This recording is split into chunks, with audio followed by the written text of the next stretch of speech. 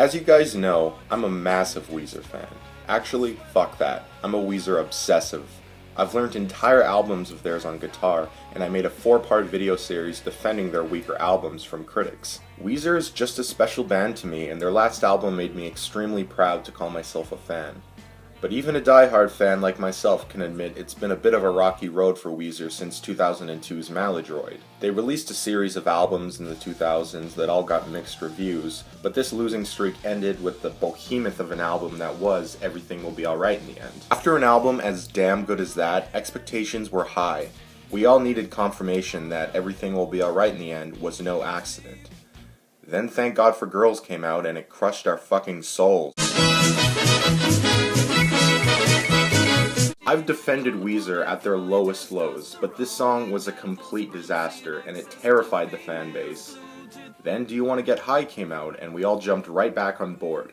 Yeah, this song kicks ass. I love the crunchy Pinkerton sounding guitars, and the slow, almost psychedelic feel of the song.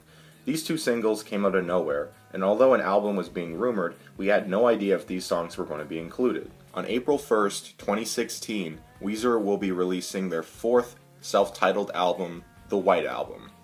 This will be their 10th studio album and their 4th color-themed release. They announced this with another single called King of the World, which I thought was pretty damn good. It has a fun pop-punk vibe that I can definitely get behind. Like Do You Want to Get High, the guitars are wonderful and the chorus is extremely catchy. The song isn't outstanding, it's just typical good Weezer, but hey, I'll take it. Nothing from this album I've heard so far is even nearly as good as Everything Will Be Alright in the end, but I'm not expecting it to be. Album artwork and a track list have officially been released, and this is where I start to have some problems. Problem number 1. Even though the cover art is really nice, it's kind of inconsistent with the previous colored albums. The first 3 were just the band standing together with a solid background. This cover is the band standing on a beach, with other people visible in frame. It doesn't even look white, it seems more grayish to me. Also, I know you can't trademark a color, but if one of the greatest albums of all time is already called The White Album, it might be a good idea to stay clear of using that title. Problem number 2. Thank God for Girls is on the album. This information already disqualifies it from being a potential 10 out of 10. Overall, I'm extremely excited and happy with the direction this album is going.